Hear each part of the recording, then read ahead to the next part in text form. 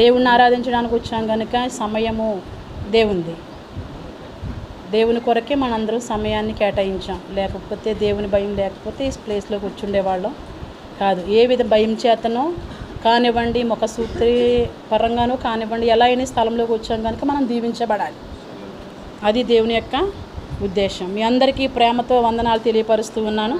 గతించిన వారమంతా దేవుడు మిమ్మల్ని, మీ కుటుంబాలని, మన సంఘాన్ని దేవుడు ఎంతగానో కాపాడాడు. ఈ యొక్క ఎండల్లో చాలా బలహీనమైనప్పటికీ, ప్రతి ఒక్కరి శరీరాలు క్షీణించబడినప్పటికీ కూడా దేవుని యొక్క ఉచితమైన కృప చొప్పున మనం ఇటు రీతిగా ఉండగలిగాం. ఆరోగ్యంగా ఉన్నందుకు, దేవుని మందిరానికి ప్రభుని మనందరినీ తోడుకొచ్చినందుకు మరి 2 చేతులు పైకెత్తి దేవుని స్తుతిద్దాం. హల్లెలూయా. మరి ఎవరు ప్రార్థన వింటాడు దేవుడు అంటే, మన చాలామంది ఏమంటారు, నీకు బాధగా ఉందా, నీకు ఇబ్బందిగా ఉందా, ప్రార్థన చేసుకో. ఏంటి ప్రార్థన అంటే చాలా సులువైపోయింది. ప్రార్థన అంటే ఎలా అయిపోయిందంటే, ఎలా పడితే అలా ప్రార్థన చేస్తే దేవుడు సహాయం చేస్తాడు. ఏమను ప్రార్థన చేసుకోవట్లేదా, ప్రార్థన చేసుకో అంటారు చాలామంది. ప్రార్థన చేసుకుంటే ప్రార్థన చేసుకో అని చెప్తున్నారు, కానీ ప్రార్థన చేసుకోవలసిన నీవెలా ఉండాలో చెప్పట్లేదు. నీవెలా ఉండాలో చెప్తే మళ్ళీ రేపు నువ్వు రానివ్వు కదా. అంతేనా? రూతు, నువ్వు చాలా జాగ్రత్తగా ఉండాలి, నీ ప్రవర్తన బాగాలేదు అని అన్నామనుకోండి, రూతు రేపు నన్ను రానివ్వదు కదా. అంతేనా? అందుకని రూతు ఎన్ని కష్టాలు వచ్చినా, రూతుకి లోపాలు సరిచేయకపోతే రూతుకి ఎలా తెలుస్తుంది? లోపం తెలియపరిస్తేనే లోపాలు సరి చేసుకుని ప్రార్థిస్తుంది, ప్రభువా నన్ను క్షమించు. ఎందుకు ఒకప్పుడు ఉన్నటువంటి శక్తి, ఒకప్పుడు ఉన్నటువంటి బలము, ఒకప్పుడు ఉన్నటువంటి ఆరోగ్యము లేదు అంటే లోపం ఏం చేసుకోవాలి? సరి చేసుకోవాలి కదా. లోపం సరి చేసుకుంటేనే మనం లోపం సరి చేసుకుంటూ ప్రార్థన చేయాలి.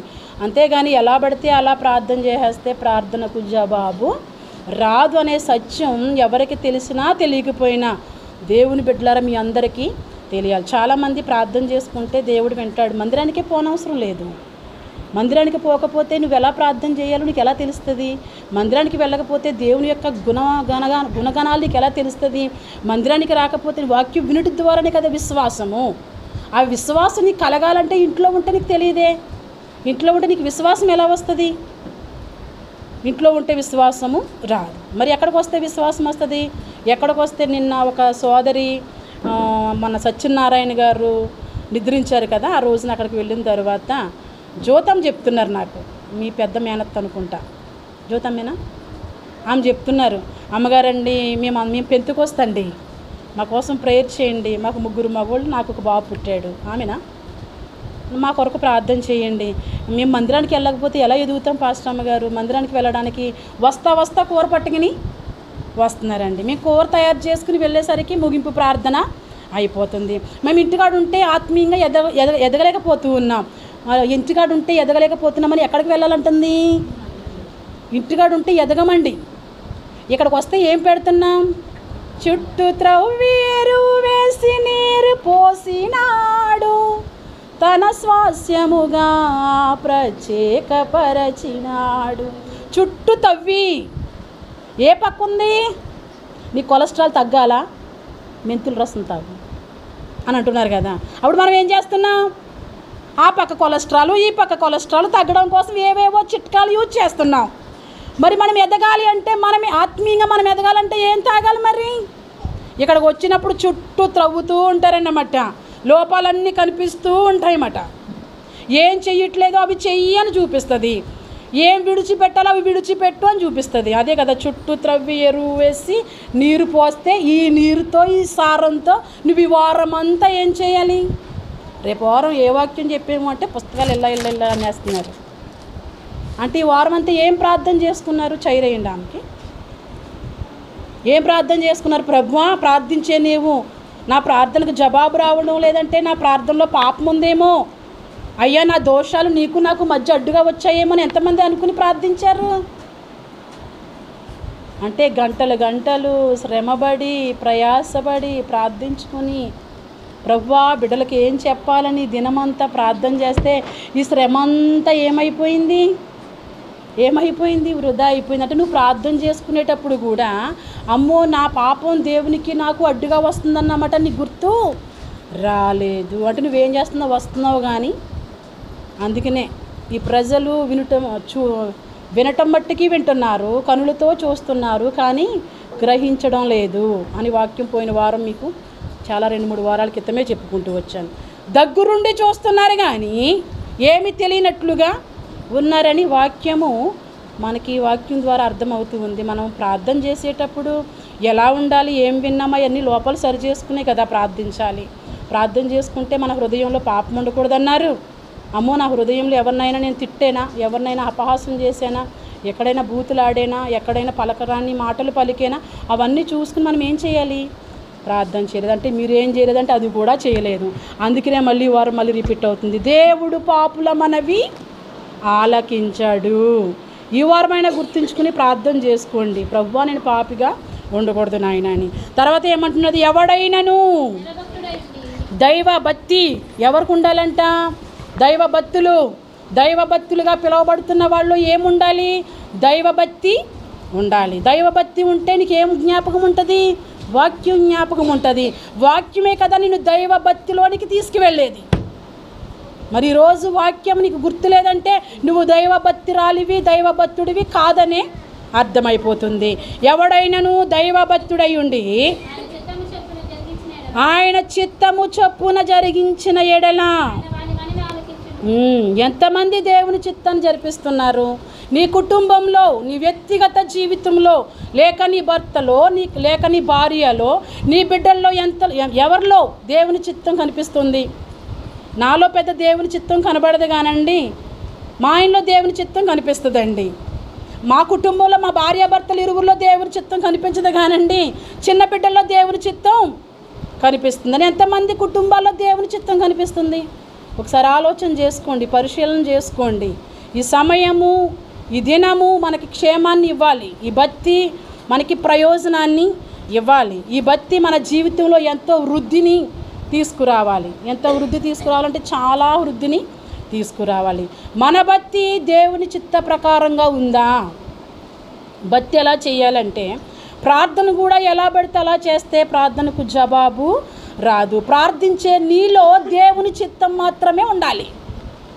దేవుని చిత్తానికి నేను లోబడను, దేవుని చిత్తానికి నేను విధేయత చూపించను, దేవుడు చెప్పినట్లుగా నేను చెయ్యలేను, దేవుడి అన్నీ కర్రుగ్గా ఉన్నాయి, దేవుని దగ్గరికి వస్తే అది చేయకు అంటుంది, దేవుని దగ్గరికి వస్తే ఇది చేయకు అంటుంది బైబిలు, దేవుని దగ్గరికి వస్తే తాగకు అంటుంది, దేవుని దగ్గరికి వస్తే తిరక్కు అంటుంది. ఏంటి? బైబిలు. దేవుని దగ్గరికి వస్తే నాలో ఉన్న లోపాలన్నీ బైబిల్ చూపిస్తుంది.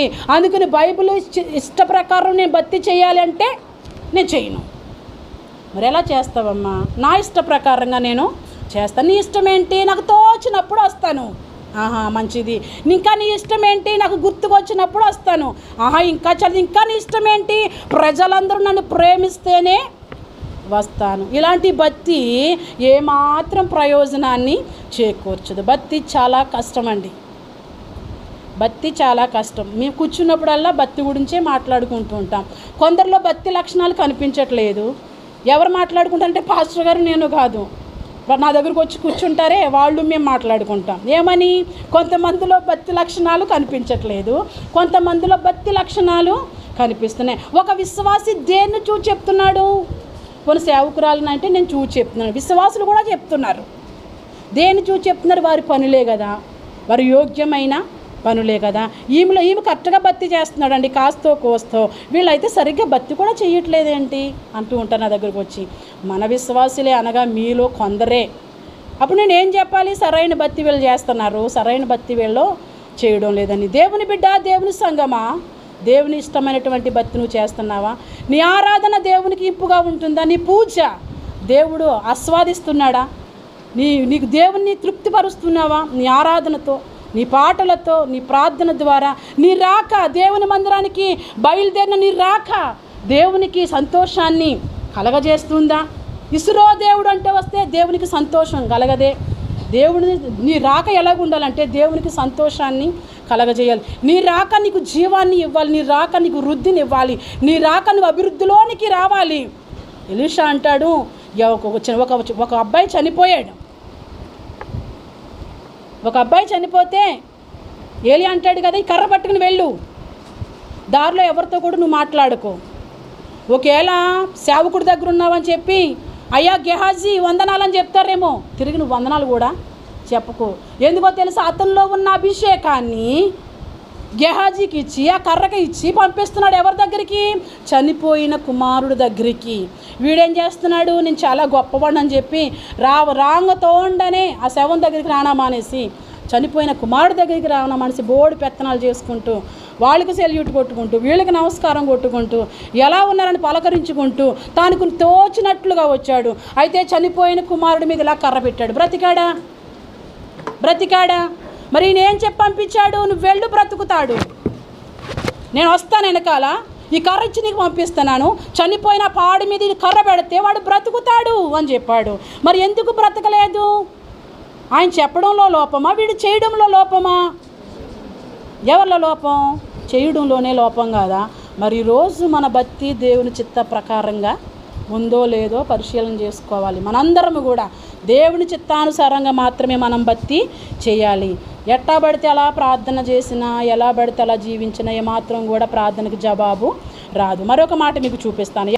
యాకోబు 4:3 మొదటి నుంచి చూద్దాం. చూడండి, ప్రార్థన చేసుకునే వీరాతి వీరులు శూరులు ఎలాగున్నారో చూడండి. మీరు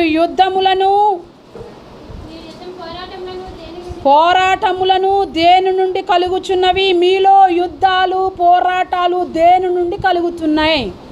ఈనాడు చాలామందిలో యుద్ధాలు, చాలామందిలో పోట్లాట్లు దేని నుంచి కలుగుతున్నాయి?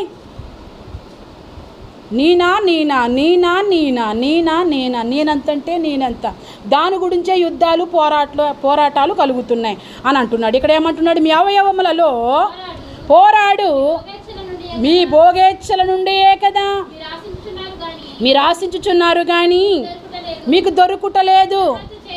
నరహత్య చేయుదురు, మచ్చరపడుదురు కానీ ఏం చేయలేరు, సంపాదించుకొనలేరు. పోట్లాడుదురు, యుద్ధము చేయుదురు కానీ దేవుణ్ణి అడగనందున మీకేమీ దొరకట్లేదు. ఎవరిని అడగనందున?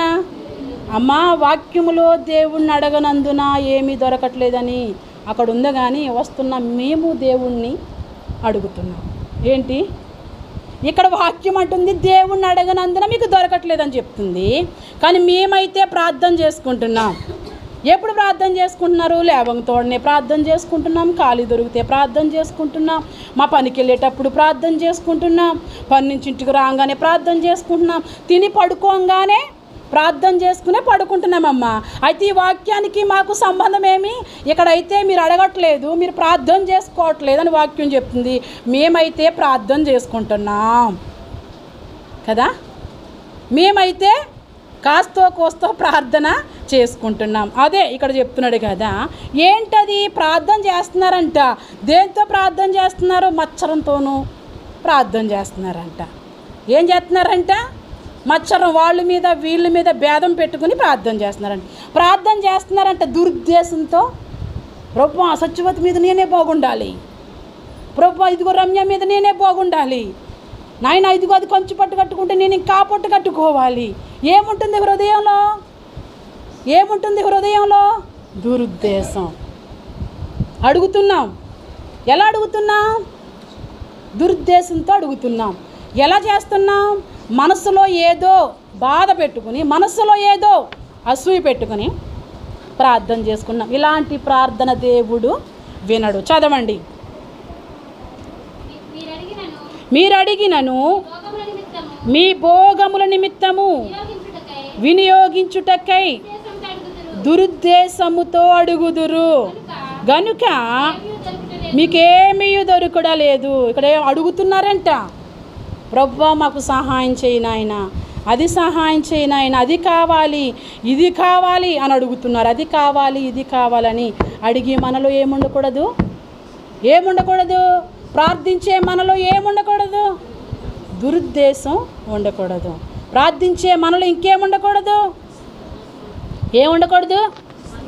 మత్సరము ఉండకూడదు, స్వార్థము ఉండకూడదు, అసూయ ఉండకూడదు, ప్రేమానురాగాలు మనలో ఉండాలి. కోపం తెచ్చుకోకూడదు. కోపం తెచ్చుకున్నా సరే దేవుడు మన ప్రార్థన వినడు. కోపం కానీ లోపాలతో కానీ మనం ప్రార్థన చేస్తే దేవుడు ఎప్పటికీ కూడా సమాధానాన్ని మనకి దయచేయడు. మనం సంతోషంగా ఉన్నామనుకోండి, ఏం చేయాలో తెలుసా? పాటలు పాడాలి. సంతోషంగా ఉన్న వాళ్ళు ఏం చేయాలి? పాటలు పాడాలి. సంతోషంగా లేదండి, చాలా బాధ, చాలా శ్రమలు, చాలా ఇబ్బందులు ఉన్నాయని అనుకుంటున్నారా? ఇబ్బందులు, బాధలు, శ్రమలు ఉంటే ఏం చేయాలో తెలుసా?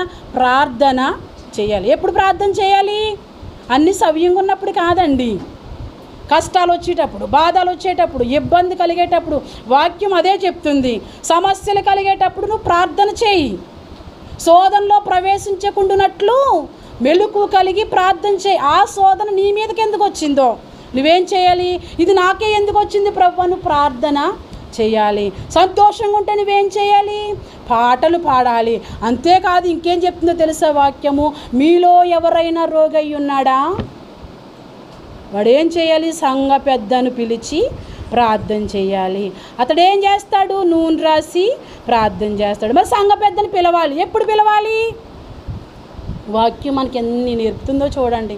బలహీనంగా ఉన్నప్పుడు సంఘ పెద్దను పిలవాలండి. ఇదిగో నెలకు ఒకసారి ఆయిల్ తెచ్చుకోండి అన్నారు పాస్టర్ గారు. ఎవరిది ఇది? దేవమ్మ గారిదట. ఇంకా మీకు ఎవరికి ప్రేయర్ ఆయిల్ నువ్వా? పిప్పని సరిపోతే కొంచెం ఆయిల్ ఇవ్వు, మోకాలు నొప్పొస్తే కొంచెం ఆయిల్ ఇవ్వు. ఎక్కడికన్నా దారిలో ప్రయాణం చేస్తే నీ దగ్గర ప్రార్థన ఉన్న బాటిల్ ఎత్తుకుపోతూ ఉంటాయి. మరి తెచ్చుకోవచ్చు కదా. ఇదొక మెడిసిన్. ఏంటి? ఇదొక మెడిసిన్. ఈరోజు చాలామంది హాస్పిటల్కి వెళ్ళకుండా ఈ మెడిసిన్ ద్వారానే కదా చాలా వరకు క్యూర్ అవుతున్నారంటే దాని ద్వారానే తెచ్చుకోవాలి. నెలకు ఒకసారి ప్రార్థన చేస్తాం అన్నప్పుడు మీరు ఏం చేయాలి? జ్ఞాపకం ఉంచుకోవాలి. నువ్వెలా ఉపదేశం వింటువో, ఏం వింటున్నావో ఏం చేయాలా? ఊపుకుంటూ వచ్చేసారు ఇక్కడికి. ప్రార్థన అన్న అయిపోయిన తర్వాత మళ్ళీ మీరు ఎప్పుడు ప్రార్థన చేసామంటే అప్పుడు ప్రార్థన చేసేయాలి. భోజనం చేస్తారు తక్కువ మళ్ళీ వచ్చి ప్రార్థన చేసేయాలి. ఎందుకంటే అది మీ రూలు. మరి సంఘానికి ఉన్న రూలు మాత్రం మనం పాటించాం. మీలో ఎవడైనా రోగి అయి ఉన్నాడా? అతను సంఘం పెద్దను పిలాలి. మరి చర్చిలో పెద్దోళ్ళు ఎవరు? చర్చిలో పెద్దోళ్ళు ఎవరున్నారు? బాగా పెద్దోళ్ళు ఎవరున్నారు చర్చిలో? పెద్దోళ్ళు మరియమ్మ ఉంది. ఎవరున్నారు? మరియమ్మ ఉంది. మరియమ్మని పిలిపించుకుని ఏం చేయాలి మనం? బాబా కొచ్చిన మార్కు పేసి పెట్టారేంటి? మరి సంఘపు పెద్దను పిలవమన్నాడు కదండి. ఈనాడు ఎలాగుందో చూడండి తంతు. మీరు చూస్తున్నారంటే మీరన్న మాటలే ఇవి, నా మాటలు కాదు. అందుకు మీరన్న భావంలోకి వచ్చి మీకు స్పష్టంగా అర్థం అవడానికి మాత్రమే తెలియపరచడానికి నేను వాడుతున్న సంభాషణ. మైండ్ ఏమో బ్లాక్ అయిపోతుంది. సంఘపు పెద్దను పిలవమన్నారు కదా. వాక్యం సంఘం పెద్దను పిలవమంటుంది. పాస్టర్ గారిని కొంచెంసేపు పక్కన పెడదాం. చర్చిలో బాగా పెద్దగా మరియమ్మ ఉంది. మరియమ్మకి బీపీ వచ్చింది. బీపీ వస్తే పెద్దది. షుగర్ వచ్చింది, పెద్దది. అందుకని మరియమ్మని పిలిపించుకుని ప్రార్థన చేయించుకోవాలని చాలామంది ఏం చేస్తున్నారు? సంఘంలో ఉన్న పెద్దలను పిలిపించుకుని, సంఘపు పెద్దలంటే వీడు ప్రెసిడెంటు, వీడు సెక్రటరీ, వాడు కాదు. వాడు పెద్ద అయితే ప్రెసిడెంట్ అని ఎందుకు వచ్చింది పేరు? సెక్రటరీ అని ఎందుకు వచ్చింది? సంఘపు పెద్దట ఏం చేస్తాడంట? నూనె రాసి. మరి మరియమ్మ నూనె రాసి ప్రార్థన చేస్తుందా? నీవు ఈ భూ సంబంధమైన వ్యక్తులను చూసి నువ్వు మాట్లాడుతున్నావు. దేవుని దృష్టిలో పెద్ద ఎవరో తెలుసా? నీ దృష్టిలో అల్పుడైన వాడు, నీ దృష్టిలో ఘనహీనమైన వాడు, దేవుని దృష్టిలో ఘనుడు. ఆ ఘనుడిని పిలిచి ప్రార్థన చేయించుకో అని వాక్యం చదివిస్తుంది. ఇవన్నీ ఎక్కడి నుంచి చెప్తున్నారమ్మా? ఇక్కడే యాకోబు పత్రిక 4వ అధ్యాయము 13 చూడండి. నేడైనను రేపైన ఏంటి 13 4:13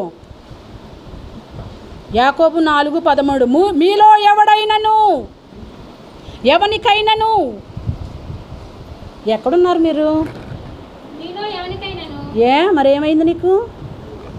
మీలో ఎవనికైనను శ్రమ సంభవించినా. బర్నబాస్ గారు కూర్చోవాలి. వాటర్కి వెళ్తున్నారా? శ్రమ సంభవించేనా? దేవుని బిడ్డలారా, మీకు ఎవరికైనా శ్రమలు వచ్చాయా? మీకు కష్టాలు వచ్చాయా? ఏం చేయాలి? ప్రార్థన వినుడే పావనుడా, ప్రార్థన మాకు నేర్పుమయ్యా. చాలు చాలు, ప్రార్థన నేర్పాలంట. ప్రభువా ప్రభు అని పిలిస్తే సరిపోదంట. అర్థమవుతుందా భక్తి లాజిక్? ప్రభుని పిలిస్తే అర్థమై పలకడ దేవుడు ప్రార్థించడం నేర్పాలా అంటే ఎలా ప్రార్థించాలో తెలుసుకోవాలి. ప్రార్థన చేయడం వేరు, ఎలా ప్రార్థించాలో దేవుని చిత్తాన్ని తెలుసుకుని ఎలా ప్రార్థించాలో వేరు. ఇక్కడ అదే అంటాడు, మీలో ఎవరికైనాను శ్రమ సంభవించినా అతడు ప్రార్థన చేయవలెను గనగనమంటూ. ఏంటమ్మా ఈ తెగ ప్రార్థన? నేను మొన్న చెప్పాను, ఏమని చెప్పానంటే, నేను ఫలానా ప్రార్థన చేసుకుంటే నేను ప్రార్థన ఆగిపోయింది నా ప్రార్థన అన్నాను. నేను ఎవరితో అన్నానన్నమాట? మీతో అన్నాను. ఎందుకని? నేడుస్తూ ప్రార్థన చేస్తుంది. ఈమెకి ఏమొచ్చింది? అప్పుడు నాకు నా ప్రార్థన అయిపోయింది. నేను ఏడుస్తానే ప్రార్థన చేసుకున్నాను. ఏంటంటే నా ప్రార్థన బ్రేక్ అయిపోయింది. అబ్బాయి ఈమెకి ఏం కష్టం వచ్చింది అబ్బా అని చూస్తే, అయ్యో ఒకప్పుడు నా శరీరం ఎలా ఉండేదయ్యా, ఇప్పుడు నా శరీరం ఇలా అయిపోయింది, తండ్రి నన్ను క్షమించు అని ప్రార్థన చేసుకుంటుంది. అది నా ప్రార్థన ఆగిపోయింది. మీలో ఎవరికైనా శ్రమ సంభవిస్తే ఏం చేయాలో తెలుసా? ప్రార్థన చేయాలి. శ్రమ వచ్చిందని చెప్పి ఏం చేస్తున్నావు? నువ్వు మందిరాన్ని మానేస్తున్నావు. శ్రమ వచ్చిందని ఏం చేస్తున్నావు? దేవుణ్ణి విడిచిపెడుతున్నావు. శ్రమ వచ్చిందని దేవుణ్ణి విడిచిపెట్టమని, మందిరం మానమని వాక్యం చెప్పట్లేదు. శ్రమ వస్తే నువ్వు ప్రార్థన చేయి. ప్రభువా ఆయనకి శ్రమలు వచ్చాయి, ఇగ్గిని నా యొద్ద నుండి తొలగించని ప్రార్థన చేశాడు ఆయన కదా. ఆయన సిలువ వేయబడడానికి ముందు ఆయనకి ఎన్ని శ్రమలో. సాతాను తీసుకొచ్చి నువ్వు నన్ను మొక్కు, నాకు ఒక నమస్కారం పెట్టు, ఈ లోక రాజ్యాలన్నీ నీవే అంది. సాతానా పో వెనక్కి అన్నాడు. ఈ గిన్నె నా యొద్ద నుంచి తీసే ప్రభువా అన్నాడు. ఎంతో ప్రార్థన చేశాడు ఆయన. మనం కూడా ఏం చేయాలి? ప్రార్థన చేయాలి. తర్వాత ఇంకేమంటుంది వాక్యం? ఎవరికైనా సంతోషం కలిగింది. మాకు ఏ శోధన లేదండి, దేవుని కృపను బట్టి మేమందరము క్షేమంగా ఉన్నామంటే నువ్వేం చేయాలో తెలుసా? అతడు ఏం చేయాలి? చదువు. అతడు కీర్తనలు పాడాలి. సంతోషంగా ఉన్నవాళ్ళు కీర్తనలు పాడి చప్పట్లు కొట్టి సంతోషముగా నుండేదం. సంతోషంగా ఉన్నవాళ్ళు కీర్తన పాడాలి. నీ సంతోషం దేవుడిచ్చినందుకు ఎన్ని కీర్తనలు పాడి దేవుని స్తుతించావు? నువ్వు ఇంత ఆనందంగా ఉన్నందుకు ఎంతగా పాడి దేవుణ్ణి స్తుతించారు చెప్పండి? మీకున్న సంతోషం దేవుడిచ్చింది కాదా? నీకు ఇచ్చిన ఆరోగ్యం దేవుడిచ్చింది కదా, నీకున్న సమృద్ధి దేవుడిచ్చింది కదా. ఆ సమృద్ధిని జ్ఞాపకం చేసుకుని ప్రభుని ఎంత స్తుతించావు? ప్రభుని స్తుతించకపోతే నువ్వు డేంజర్ లిస్ట్లోనే ఉన్నావు, వాక్యానికి విరుద్ధంగా ఉన్నావు. కాబట్టి శ్రమల్లోకి వెళ్ళక ముందే నువ్వేం చేయాలో తెలుసా? కోలుకోవాలి. ఏం చేయాలో మేల్కోవాలి. ఈ శోధన మన మీదకి రాకుండా సమస్తాన్ని దేవుడు మనకిచ్చినప్పుడు దేవుని స్తుతించకపోతే మళ్ళీ అవన్నీ తిరిగి వెళ్ళిపోతాయి. ఏమి వెళ్ళిపోతాయి? అన్నీ తిరిగి వెళ్ళిపోతాయి. ఏమీ లేనప్పుడు దేవుడు అన్నీ ఇస్తాడు. ఏమీ లేనప్పుడు రాజుని చేశాడు. రాజు ఇచ్చిన తరువాత దేవుని స్తుతించడం మానేశాడు. దేవుని ఆజ్ఞను పెడచెవిని పెట్టిన సౌలు గతి ఏమయ్యింది? తనకున్న రాజ్యాన్నే కోల్పోయాడు కదా. సంతోషంగా ఉన్నప్పుడు మనం ఏం చేయాలి? దేవుణ్ణి చెప్పండి, దేవుణ్ణి పాడి స్తుతించాలి. ఈమె ఎందుకు ఎంత సంతోషంగా ఉంది? నేను నాగమ్మ గారి కోసం చెప్తాను. ఆరాధిస్తూ ఉంటుంది. ఎంత ఆరాధన, ఎంత ఆనందమో! ఆనందం కావాలి. నీలమైపోయి దేవునిలో ఆ పాటను అనుభవిస్తూ నాట్యం చేస్తూ ఆమె సంతోషంతో దేవుణ్ణి ఆరాధిస్తున్నాడు. నీకేంటి ప్రాబ్లం? అంతేనా? కొందరు స్వరం ఎత్తి పాట రాకపోయినా చాలా ఉత్సాహంగా పాడుకుంటూ ఉంటారు. నీకేంటి బాధ? వాళ్ళని చూసి ఇబ్బంది పడుతూ ఉంటాం మనం. అపహాసం చేయకూడదు. దావీదు నాట్యం చేస్తున్నాడట. దావీదు నాట్యం చేస్తూ దేవుణ్ణి ఆరాధిస్తున్నాడట. దావీదు ఎంత సంతోషంగా ఉన్నాడో, దావీదు ఎంత ఆనందంగా ఉన్నాడో అతను పాడుతున్న పాటలో నా ఉద్యమం తెలుస్తూ ఉంది. అప్పుడు పాడుతుంటుంటే ఎగతాళి చేసిందంట. ఏంటి ఇతగాడు ఇలా పాడుతున్నాడు, ఇలా డ్యాన్స్ కడుతున్నాడేంటి, ఇలా చేస్తున్నాడేంటని ఏం చేసింది? హేళన చేసిందంట. మరి ఏమైపోయిందంట? జీవితాంతం గొడ్రాలుగా మిగిలిపోయింది ఆమె ఒక్కతే. బైబిల్లో మిగతా గొడ్రాళ్ళు ఉన్నారు, అన్న ఉంది, బిడ్డల్ని ఇచ్చాడు. కొంతమందికి దేవుడు బిడ్డల్ని ఇచ్చాడు. కానీ ఈమెమైపోయింది అంటే దేవుణ్ణి స్తుతించేటప్పుడు, దేవుణ్ణి ఆరాధించేటప్పుడు, దేవుణ్ణి తన భక్తితో తన శక్తితో దేవునిలో నీలమైపోయి దేవుణ్ణి ఆరాధిస్తుంటే ఏం చేసింది? ఎగతాళి చేసింది. ఇతడిగాడు పిచ్చి పట్టిందా? పిచ్చి ఏమైనా పెట్టి ఇలా ఆడుతున్నాడా, ఇలా గంతులేస్తున్నాడా అననికి హేళన చేయడం ద్వారా దేవుడు ఆమె గర్భాన్ని మూసేశాడు. దేవుడు గర్భం తెరుస్తాడు కదా, దేవుడు గర్భం మూయడం ఏంటి అదే తెలియాలి నీకు. దేవుడు ఏదైనా చేయగలడు. మనకు ఒకటే తెలుసు, ఏం తెలుసు? దీవిస్తాడు, ఆశీర్వదిస్తాడు, బిడ్డలు లేని వారికి బిడ్డలను ఇస్తాడు. మరి ఈమె గర్భాన్ని దేవుడే మూసేశాడట. అప్పుడు నీకు ఎలా ఉండాలి? విశ్వాసం రెండు కోణాల్లో ఉండాలి. ఇచ్చినా దేవుడే, ఇవ్వకపోయినా దేవుడే. ఇస్తేనే దేవుడు కాదు నీ విశ్వాసానికి, ఇవ్వకపోయినా దేవుడే. ఇక్కడ వాక్యం అంటుంది నీకు సంతోషం కలిగితే కీర్తనలు పాడి ఆయన నామాన్ని స్తుతించు అంటున్నాడు. మళ్ళీ ఒక మాట ఏంటి? మీలో ఎవడైనను రోగయి ఉన్నాడా, అతను సంఘపు పెద్దను పిలిపింపవలెను. ఈ సంఘపు పెద్ద ఎవరో తెలుసా? నూనె రాసి ప్రార్థన చేసే వ్యక్తి ఎవరు? దేవుని సేవకుడు, సంఘ కాపరి. సంఘ పెద్ద అని ఉంది కదండి. తెలీదు నీకు, సగం తెలుసు సగం తెలీదు. అందుకని చెప్పి సంఘానికి పెద్ద ఈమె. మేసం గెడ్డం మెరిసిపోయిన ఆ పెద్ద కోసం దేవుడు చెప్పట్లేదు. అర్థమవుతుందా? దేవునికి వయసుతో భేదమేమీ లేదు. మనకి వయసుతో భేదం ఉంది. నాకంటే వీడు చిన్నవాడే, నాకంటే ఈమె చిన్నదే. అందుకని నువ్వు వయసును చూసి కంపేర్ చేసుకుని మాట్లాడుతున్నావు. దేవుడు వయసును చూసి కాదు, వాళ్ళ జీవితాన్ని చూసి వాళ్ళకి ఇచ్చిన పనిని చూసి దేవుడు మాట్లాడుతున్నాడు. ఈ సంఘపు పెద్ద దేవుని సేవకుడు. నీకు బాగాలేనప్పుడు నువ్వేం చేయాలో తెలుసా? అయ్యా నాకు బాగాలేదయ్యా, ఫస్ట్ ఇన్ఫర్మేషన్ సేవకుడి దగ్గరికి వచ్చేయాలి. బైబిల్ ప్రకారము ఏమైందమ్మా, పలానా ప్రాబ్లం. అప్పుడు ఆయన ఏం చేస్తాడు? సంఘపు పెద్దను పిలవాలి, మా ఇంటికి రండి అయ్యా ఒకసారి. ఏమా ఎందుకు అని? నాకు బాగాలేదు, ప్రార్థన చేసి మీరు వెళ్ళాలి. నీకు కుదిరితే నువ్వే వచ్చేయాలి, నీకు కుదరకపోతే నువ్వు లేవలేని స్థితిలో ఉంటే అయ్యా ఒకసారి రండి అని పిలవాలి. పిలిచిన తర్వాత ఆయన ఏం చేస్తాడు? నూనె రాసి, ప్రభు నామాన నూనె రాసి అతని కొరకు ప్రార్థన చెయ్యవలెను. విశ్వాస సహితమైన ప్రార్థన చాలు. దేవునికి స్తోత్రం. నూనె రాసుకుని ఏం చేయాలి? ప్రార్థన చేయాలి. ఏమొచ్చినా వీళ్ళకి ఏమొచ్చింది? ఇక్కడ వీళ్ళకి ఏమొచ్చింది? ఏం సంభవించింది వీళ్ళకి? ఒకరికేమో శ్రమలు, ఒకరికేమో సంతోషము, మరొకరికేంటి? తెగుళ్ళు, రోగము వచ్చింది. మరి ఇంకొకడు ఉన్నాడు, ఈ నిద్రపోతా నీకేమి సంభవించింది? వాడు వెళ్ళిపోయి వాడ చివరకంట వెళ్ళిపోయి హ్యాపీగా పడుకుంటున్నాడు. ఎక్కడి నుంచి వెళ్ళిపోయాడు వాడు? పాపం నేను వెళ్ళిపోయాను కదా. దేవుని సన్నిధి, దేవుని ప్రణాళిక, దేవుని చిత్తము ఇతగాడు పట్ల వేరేగా ఉంది. ఇతగాడు ఏమన్నాడు? దేవుని చిత్త ప్రకారం నేను ఉండను, నీ చిత్త ప్రకారం నేను చెయ్యలేను బత్తి, నీ చిత్త ప్రకారం నేను ఉండాలంటే ఉండలేను. ఈయన అంటున్నాడు, దేవుడు అంటున్నాడు కదా, నా సన్నిధి నీకు తోడుగా వస్తుంది, నువ్వు నినివేకెళ్ళు. నినివేలో ఉన్న వాళ్ళు మహాభయంకరమైన ప్రజలు, వాళ్ళు పాపము బహు ఘోరంగా ఉంది. నువ్వు నినివేకెళ్ళి అక్కడ ఉన్న వాళ్ళందరికీ వాళ్ళ లోపాలు చూపించు. ఏం చూపించాలంట? వాక్యం సరిగ్గా అర్థం చేసుకోండి బిడ్డలారా.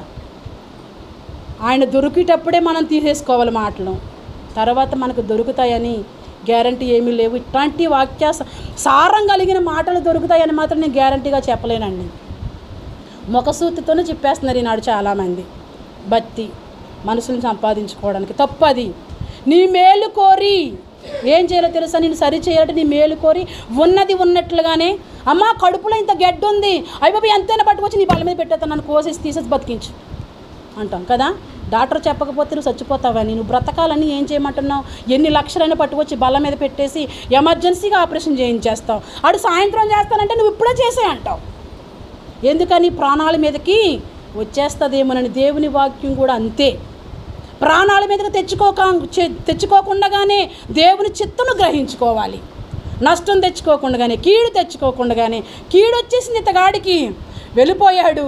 దేవుడు వెళ్ళవయ్యా, వాళ్ళు లోపాలు చూపించు, నువ్వు ఈ తప్పు చేస్తున్నావని చెప్పు, నువ్వు ఈ తప్పు చేస్తున్నావని చెప్పు, నువ్వు ఈ లోపంలో ఉన్నావని చెప్పు, నువ్వు ఈ అక్రమ సంబంధం కలిగి ఉన్నావని చెప్పంటే నినివే పట్టణస్తులు భయంకరమైన మనుషులు. ఆ పట్టణానికి నేను వెళ్ళలేని చెప్పి తర్సీస్కి వెళ్ళిపోయే వాడొచ్చిందట.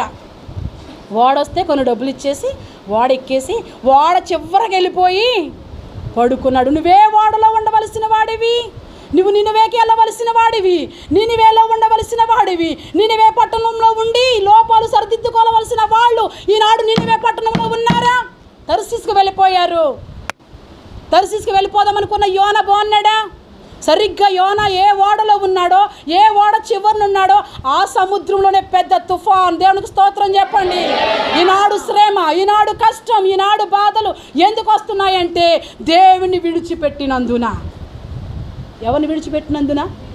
వీడు అనుకున్నాడు అక్కడికి పంపుతాడు ఎందుకు దేవుడు నన్ను, అక్కడ కాకపోతే నేను ఇంకో చోటకి వెళ్ళిపోతాను, నేను నినివేకి వెళ్ళను. నేను నినివేలోకి వెళ్తుంటే ఏం కనిపిస్తున్నాయి? నినివేకి ఎందుకు వెళ్ళమన్నాడు? నినివేకి వెళ్ళి ఏం చెప్పమన్నాడు? వాళ్ళకి ఏ గతి పట్టుతుందో, ఏ స్థితి పడుతుందో, వాళ్ళు ఏమైపోతున్నారో వాళ్ళ స్థితిగతులు ఎలా ఉన్నది చెప్పు వెళ్ళి అని అంటే, బాబాయ్ వాళ్ళ దగ్గరకు నేను వెళ్ళలేను, వాళ్ళతో నేను మాట్లాడలేను అని చెప్పేసి దేవుని సన్నిధిని విడిచిపెట్టేసి వెళ్ళిపోయి కూర్చున్నాడు. హాయిగా నిద్రపోతున్నాడు. ఈ లోపల వాడ కూలిపోయే పరిస్థితి వచ్చింది. ఏంటి పరిస్థితి? మా ప్రాణాలు ఇలాగున్న లోపం ఏంటి? ఎందుకు ఈ తుఫాను ఇలా వచ్చింది? ఈ వాడ మీదే ఎందుకు ఇంత పెద్ద తుఫాను రావాలి? అప్పుడు పోయి నిద్రపోతే వీళ్ళందరూ ఏమంటారంటే, ఈ కొంచెం ఈ వాడ అటు ఇటు పడకుండా, అటు ఇటు తూలిపోకుండా ఈ వాడలో ఉన్న సామాగ్రి అంతా తీసి సముద్రంలో పడేస్తే కొంచెం వాడ స్పీడ్గా కదలకుండా ఉంటుంది కదా, తేలిగ్గా ఉంటుంది కదా. బరువుగా ఉంటే వాడ మునిగిపోతుందేమోనని కొన్ని సామానాలు తీసి పడేయాలని ప్రయత్నం చేస్తుంటే అడుగునున్నాడంట ఈ స్వామి. ఎక్కడున్నాడు? అడుగునున్నాడంట. ఓ స్వామర్రి, నీకేం సంభవించింది? లేచి ప్రార్థన చేయి, కీడు నుండి తప్పించబడాలని అని. ఎక్కడ రండి? ఇప్పుడు రండి, యోనా దగ్గరికి రండి ఒకసారి. ఈ మాటలు చెప్పి నేను ముగిస్తాను ఈరోజు. మొదటి చదవండి. యెహోవా వాక్కు అమిత్తయి కుమారుడైన దేవుని వాక్కు ఎవరికి ప్రత్యక్షమైంది? దేవుడే మాట్లాడాడు స్వయంగా. దేవుని మాటకు ఏం చేశాడు? ఇతను తిరుగుబాటు చేశాడు. అందుకనే దైవభక్తుడు దేవుని చిత్త ప్రకారమే నడవాలి. దైవభక్తులారా, దేవుని మీద అమితమైన ప్రేమ కలిగిన వారులారా, మీరు ఎవరి చిత్తం చేయాలో తెలుసా? నీ చిత్తం కాదు, దేవుని చిత్తం మాత్రమే చేయాలి. దేవుని చిత్తం చేస్తేనే నీకు సేఫ్, నీకు క్షేమం. ఇక్కడ అమితయి కుమారుడిగైన యోనాకి ఏ వాక్కు ప్రత్యక్షమైందంట? సాక్షాత్తు దేవుని వాక్యే ప్రత్యక్షమైందంట. నినివే పట్టణస్థుల దోషము నా దృష్టికి చాలా ఘోరమైంది గనుక నీవు లేచి నినివే మహాపట్టణమునకు పోయి వాళ్ళకి దుర్గతి కలుగునని ప్రకటించు. ఇదిగో ఈ నినివే పట్టణాన్ని దేవుడు ఎలా పాడు చేస్తున్నాడో, దేవుడు నినివే పట్టణాన్ని పాడు చేయడానికి కారణం ఏంటో, నినివే పట్టణస్థులు ఏం చేస్తున్నారో, వాళ్ళు ఏ పాపంలో మునిగి తేలి ఉన్నారో అవన్నీ వెళ్ళు చెప్పాలి యోనా అని ఎవరు చెప్పారు? దేవుడే చెప్పాడు. మరి ఏమనుకుంటున్నాడు ఇతను? బాబోయ్, నినివే వెళ్ళాలంటే నేను వెళ్ళలేను, నినివే పట్టణస్థులు ఏం మంచివాళ్ళు కాదు అనుకున్నాడు. చూడండి, తర్వాత చదవండి. అయితే యెహోవా సన్నిధిలో నుండి ఏంటంటే యెహోవా సన్నిధినే విడిచిపెట్టేశాడు. నువ్వు ఎక్కడ ఉండాల్సిన దానివి, నువ్వెక్కడ ఉండవలసిన వాడివి. యెహోవాను సన్నిధిని విడిచి ఎక్కడికి వెళ్ళిపోతున్నాడు? తర్సీస్కి వెళ్ళిపోతున్నాడు. తర్సీస్కి వెళ్ళే ఓడ ఎక్కాడు. యోనా యొప్పేకు పోయి తర్షీషునకు పోవు ఒక ఓడను చూచి ప్రయాణానికి కొన్ని డబ్బులు ఇచ్చి యెహోవా సన్నిధిలో నిలువక. దేవుని బిడ్డలారా, యెహోవా సన్నిధిలో నిలిపితే, యెహోవా సన్నిధిలో నీవు ఉంటే ఏం కనిపిస్తాయి? ఏం కనిపిస్తాయి? దీవెనే దీవెన, ఆశీర్వాదమే ఆశీర్వాదం. దీవెన ఆశీర్వాదం నువ్వు అడగనవసరం లేదు, ఆయన బిడ్డలకు ఆయనే ఇస్తాడు. నువ్వు నోటి మాట బయటికి పెదవి నుంచి బయటికి రాకముందే నీకేం కావాలో ఆయనకి అవి కాదు నువ్వు అడగవలసింది. యెహోవా సన్నిధిలో ఉండవలసిన నువ్వు ఎలాగున్నావో అది చూసుకోవాలి. అప్పుడు నీకు ఏం కావాలో అవన్నీ వచ్చేస్తాయి. యెహోవా సన్నిధిలో ఉంటే ఏం కనిపిస్తాయో తెలుసా? అన్నీ కనిపిస్తాయి. దేవుడు వస్తే ఏం కనిపిస్తాయి? భూమి ఆకాశము ఆయన సముఖము నుండి పారిపోతుందంట వెనక్కి. ఎందుకని గజ్జలాడి భూమి మీద దేవుడు ఏం తీర్పు తీర్చబోతాడో భూమి దేవునికి లెక్క చెప్పాలి. నువ్వే అనుకుంటున్నావా దేవునికి లెక్క చెప్పాల్సింది? మనమే అనుకుంటున్నారా దేవునికి లెక్క చెప్పాల్సింది? భూమి కూడా లెక్క చెప్పాలి. అందుకనే దేవుని కనుల నుండి మనం ఏమీ కూడా దాగలేం. ఇష్టం వచ్చినట్లు పనికిమాలిన పనులన్నీ చేస్తూ, ఇష్టం వచ్చినట్లు పనికిమాలిన ప్రవర్తిస్తూ, ఇష్టం వచ్చినట్లు చూడకూడని దృశ్యాలన్నీ చూస్తూ మనం ఉంటూ ఉంటామే. మనకి ఎవ్వరూ లేరు కదా అనుకుంటున్నాం. నీ మీద ఒకనొక రోజు భూమి సాక్ష్యము పలకబోతూ ఉంది. భూమి సాక్ష్యానికి ఇంకా తిరిగిలేదు. దేవుని ఎదుటికి వచ్చి నేను ఏమని సాక్ష్యం చెప్పాలి అని చెప్పి భూమి అంట, ఆకాశములట ఆయన వెనక్కి పారిపోతూ ఉన్నాయంట. బాబో, దేవుని ఎదుట మేము నిలబడలేమునని. దేవుని బిడ్డలారా, దేవుని సన్నిధి వస్తే మనం సరైపోతాం. దేవుని సన్నిధి మన దగ్గరికి వస్తే మనం దేవునిలా మారిపోతాం. దేవుని సన్నిధి మనతో ఉంటే మనం హానోకు వలె దేవుని దగ్గరికే వెళ్ళిపోతాం. మనం దేవుని సన్నిధిలో మనం ఉండాలి. దేవుని సన్నిధిని కాదని మనం ఏమీ కూడా చెయ్యలేము. ఈ చూడండి, ఇక్కడ దేవుని సన్నిధిని విడిచి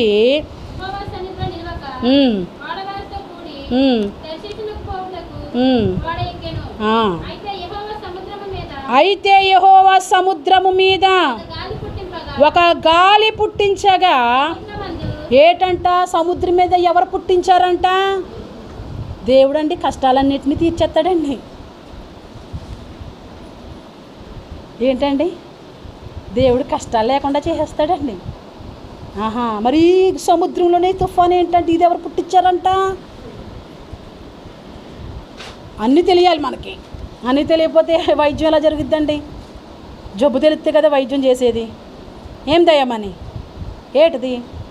జబ్బు తెలిస్తేనే కదా వైద్యం చేసేది. జబ్బు తెలియకుండా వైద్యం ఎలా చేస్తాడండి? వీడు జబ్బు ఏంటి? యెహోవా సన్నిధిని విడిచి వెళ్ళిపోతున్నాడు. మరి అప్పుడు ఆయన చూస్తూ ఊరుకుంటాడా?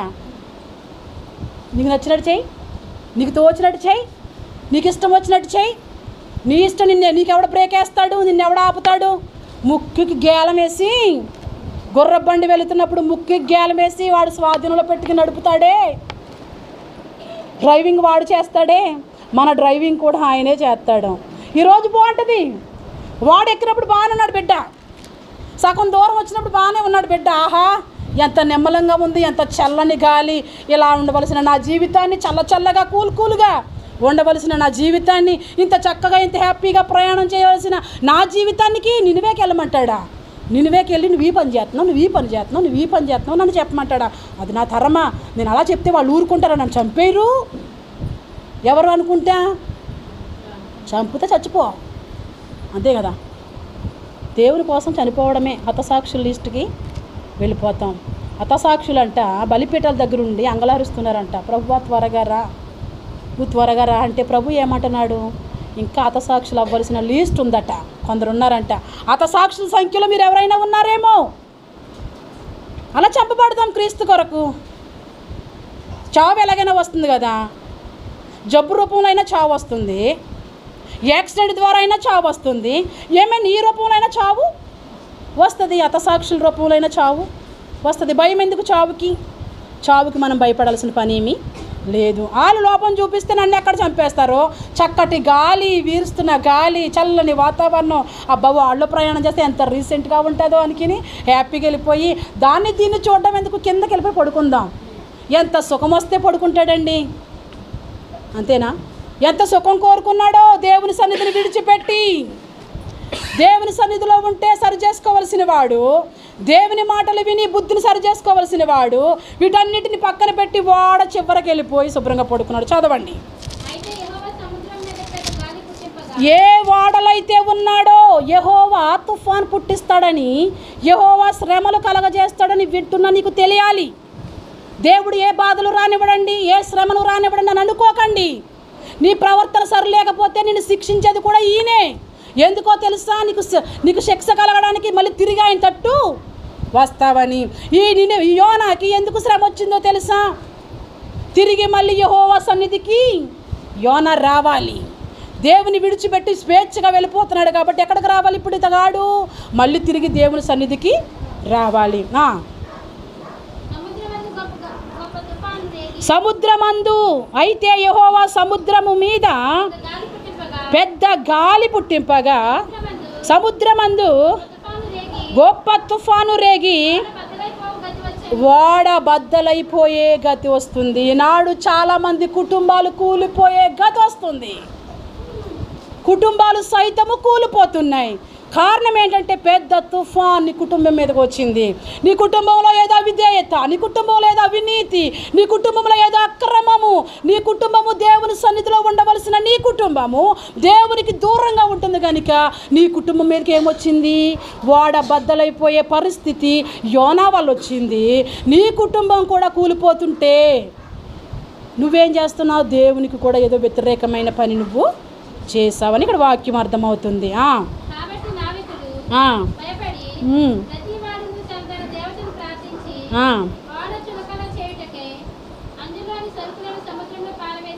చాలు చాలు.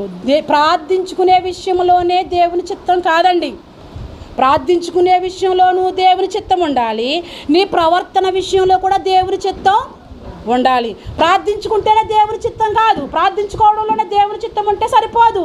నీ ప్రవర్తన అంతటిలో దేవుని చిత్తం ఉండాలి. యోనా ప్రవర్తనలో ఎవరి చిత్తం లేదు? బిడ్డలారా, బిడ్డున్నవారు లేరా? యోనా ప్రవర్తనలో ఎవరి చిత్తం లేదు? దేవుని చిత్తం లేదు. యోనా ప్రవర్తనలో ప్రార్థన చేసుకుంటేనే కాదు, ప్రార్థన చేసుకునే ముందు మనమే కాదు లోపాలు సరి చేసుకోవడం. వ్యక్తిగతంగా మనం కూడా ఎలా ఉండాలి? దేవుని చిత్తానికి అప్పగించేసుకోవాలి. దేవుని చిత్తము యోనాకి లేదు. ప్రవర్తనలో యోనా ప్రవర్తనలో దేవుని చిత్తము లేదు. అదే కాదు ఇక్కడ అంటున్నాడు 6వ వచనం చూడండి.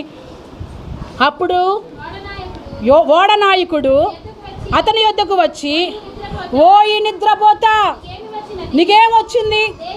లేచి నీ దేవునికి ప్రార్థించుము, మనము చావకుండా మన దేవుడు మన యందు కనికరించు ఏమోనని అంతలో వాడవారు ఎవరిని బట్టి కీడొచ్చింది. కీడొచ్చేటప్పుడు, తెగుళ్ళు వచ్చేటప్పుడు, శ్రమలు వచ్చేటప్పుడు, బాధలు వచ్చేటప్పుడు ఎందుకు ఇది వచ్చింది ఇలా? ఎవరు?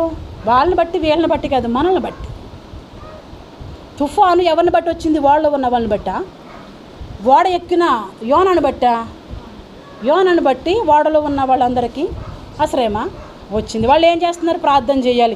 మేమందరం ప్రార్థన చేస్తుంటే నువ్వు కూడా ప్రార్థన చేయి. నిద్రపోతే నీకేమొచ్చింది?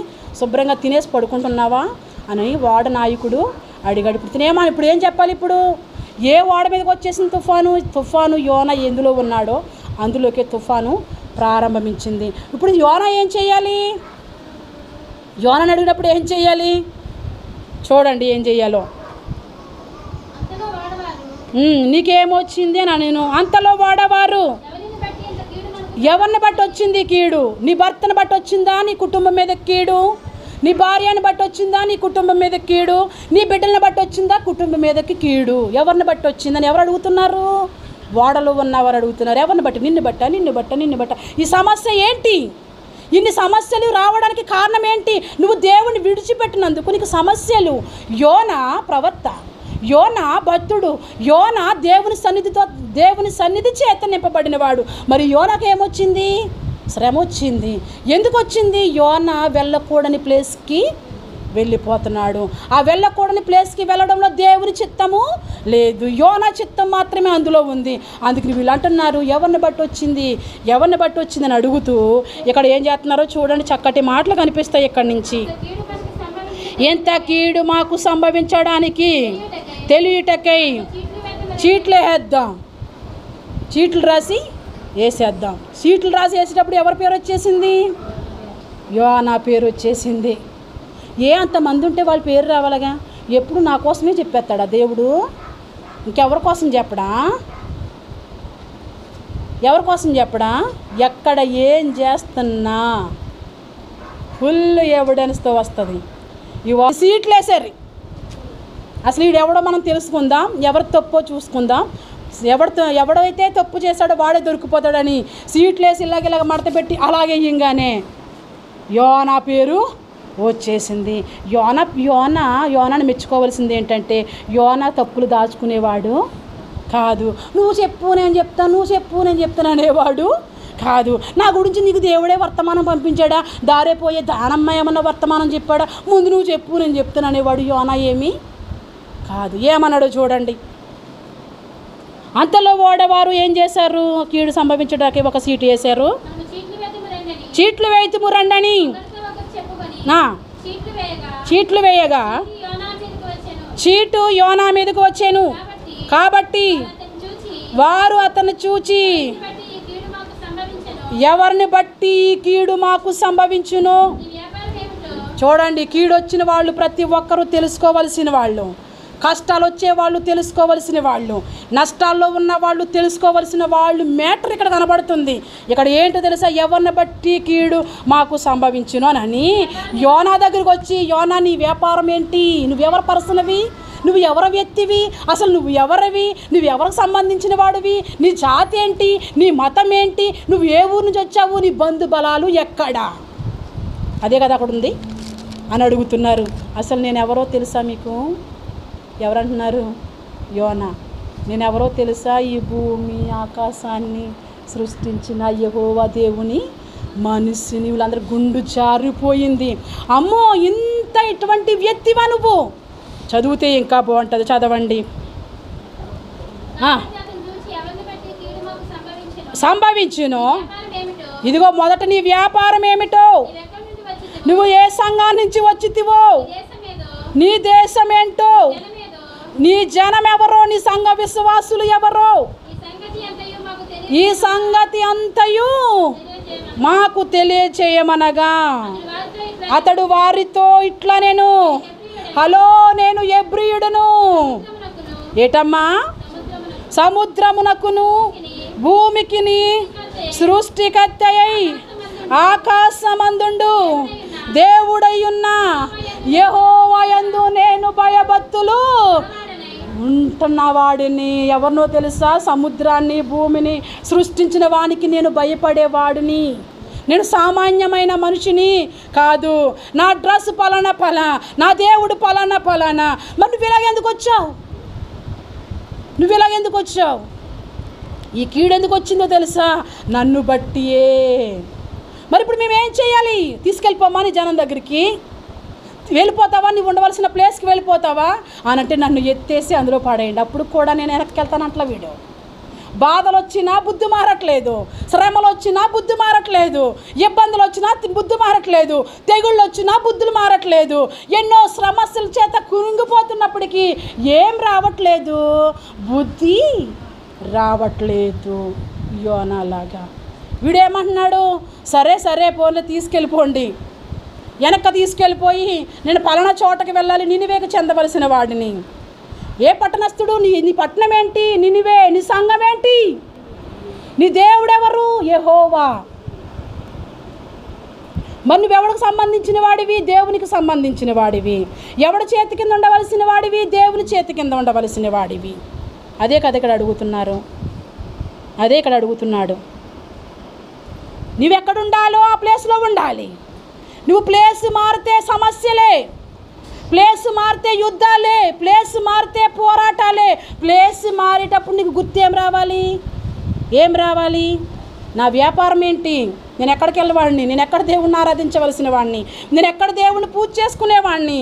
ఎక్కడ ఉండవలసిన వాడిని, ఎక్కడ ఉండవలసిన దానిని అని గుర్తుకు రావాలి. ఇంకేంటి? నేను ఎక్కడి నుంచి వచ్చేసాను? ఎక్కడి నుంచి వచ్చేసారు? ఎక్కడి నుంచి పారిపోతున్నారు? అతగాడు నినివే నుంచి పారిపోతున్నాడు. ఈనాడు చాలామంది పారిపోతున్నారు దేవుని సన్నిధిలో ఉండలేక. వాళ్ళు అది జ్ఞాపకం చేసుకోవాలి. ఇంకేమంటున్నాడు? నీ దేశం ఏంటో, నీ జనం ఏంటో, ఆ సంగతులన్నీ నువ్వు జ్ఞాపకం చేసుకోవాలని వాక్యం సెలవిస్తుంది. 10వ వచనం చూడండి. వారు యెహోవా సన్నిధిలో నుండి పారిపోవచ్చున్నట్లు, యెహోవా సన్నిధి నుంచి నేను పారిపోతున్నానని చెప్తున్నాడు ఆ మనుషులకి. గనుక వారు ఆ సంగతి తెలుసుకుని మరింత భయపడి, నువ్వు చేసిన పని ఏంటి? నువ్వు యెహోవా సన్నిధి నుంచి వచ్చేస్తున్నావేంటి?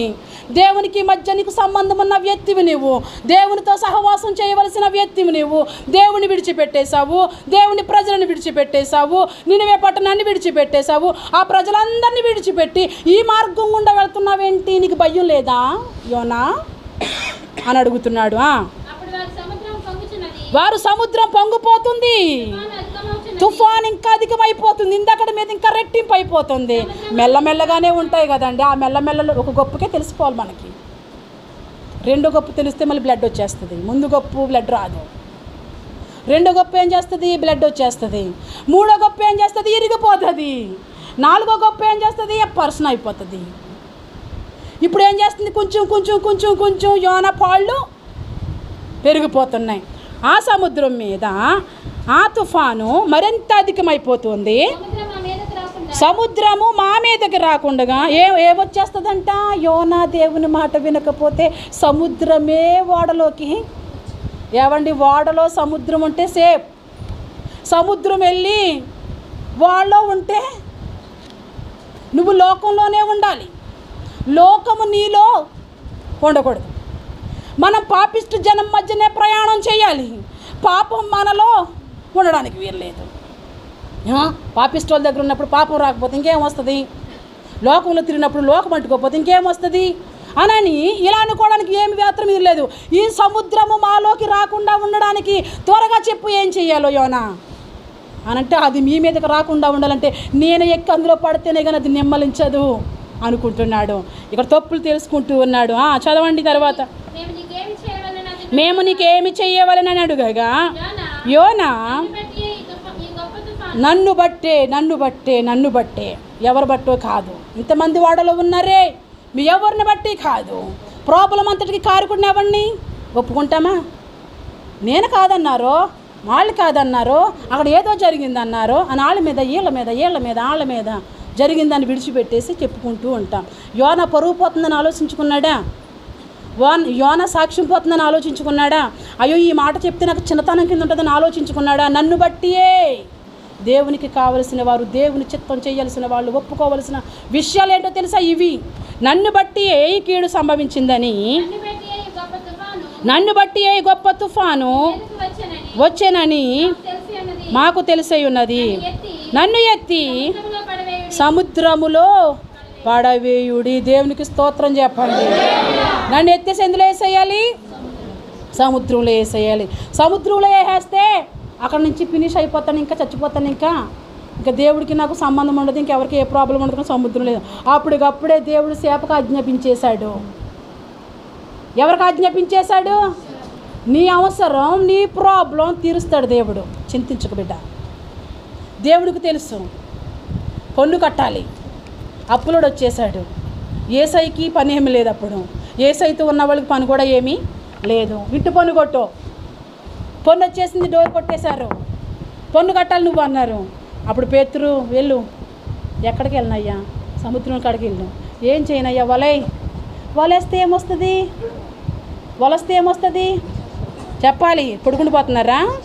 వలొస్తే చేప వస్తుంది. చేప వస్తే పొన్నెలు ఎక్కడతారు? చేప నోట్లో ఉందంట. స్తోత్రం చెప్పండి. ఎవడ మోసం చేసినా భయపడకండి. దేవుడు తప్పక ఏదో ఒక చేపను పంపిస్తాడు నీ అవసరం తీర్చడానికి. దేవుని చిత్తం నువ్వు నెరవేరిస్తే చేప వస్తుంది. దేవుని చిత్తం చేయాల్సిన యోనా ఏమనుకుంటున్నాడంటే, ఒప్పుకున్నాడు కదా మరి నన్ను బట్టేనని. ఒప్పుకున్నవాడికే కదా కనికరము, కప్పుకున్నవాడికే కనికరము. ఒప్పుకున్నవాడికే కదా ఒప్పుకున్నాడు. ఒప్పుకున్నవాడిని ఇంకేం శిక్షిస్తాడు మరి? అప్పుడు 3 days ఫాస్టింగ్ డేస్. ఎవరికి? మీకు అది మొహం ఏం తెలిగిపోతుంది. శుభ్రంగా తినొచ్చారు. చేపకు ఆజ్ఞాపించాడు 3 రోజులు ఉపవాసం ఉండాలి. ఇక్క తరిస్థితి నుండి నినివేకి ప్రయాణం చేయాలంటే ఎన్ని రోజులు పడుతుంది? 3 రోజులు పడుతుంది. ఈ చేప వచ్చింది, ఎత్తి పడేనని చెప్పారు. అంతకుముందే దేవుడు చేపకు చెప్పేశాడు, వస్తున్నాడు ఒకడు, వాడు నాకు సంబంధించిన వాడు. నువ్వు 3 రోజులు ఉపవాసం ఉండాలి. తినేసి మింగేసి జీర్ణించేసుకున్నావు గాక. నువ్వు ఉపవాసంతో ఉండి ఆ వ్యక్తిని ఎక్కడికి తీసుకెళ్ళాలో తెలుసా? ఎక్కడికి తీసుకెళ్ళాలి? నినివేకి తీసుకెళ్ళాలి. ఎత్తి డామును పడేయంగానే ఈ లోపల పెద్ద తిమింగలం ఇలా చూస్తుంది. రా ఏం చేస్తుంది? రా ఇందులోకి వచ్చే ఉడుక్కుని మింగేసింది. మత్స్యం గొడుపులోకి వెళ్ళిపోయాడు యోనా. నా జీవితం, నా చాప్టర్ క్లోజ్. నన్ను చూసేవాడు ఇంకెవడూ లేడు, నన్ను సంరక్షించేవాడు ఎవడూ లేడు అనుకున్నాడు. చేప ప్రయాణం చేస్తూ సముద్రపు వాటకు వచ్చి అక్కడ కక్కడం ప్రారంభించింది. ఎప్పుడైతే కక్కితే ఆ జిడ్డులో నుంచి, ఆ నాచులో నుంచి చూస్తున్నాడు, నినివే మహాపట్టణము. స్తోత్రం చెప్పండి. నువ్వు రాలేదు, నువ్వు రావడం నీకు ఇష్టం లేదు, మరి ఎవరు తీసుకొచ్చారు నిన్ను? బిడ్డ, నిన్ను ఎవరు తీసుకొచ్చారు? నిన్ను దేవుడే తీసుకొచ్చాడు. దేవుడు తన ప్రణాళిక, దేవుడు తన చిత్తము, దేవుడు పట్ల నీ ఉద్దేశము, దేవుని ఉద్దేశం ఎలా ఉందో చూడు. నీ చిత్తంలో దేవుని ప్రణాళిక ఎలాగుందో నువ్వు ఆలోచిస్తున్నావా? నీ అంతటా నువ్వు వచ్చిందా నువ్వు కాదు, మనంతటా మనం వచ్చి ఇక్కడ కూర్చోవలసిన వాళ్ళము కాదు. ఆయన చిత్తములో, ఆయన ప్రణాళికలో నువ్వు నినివేకి సంబంధించిన వాడివి.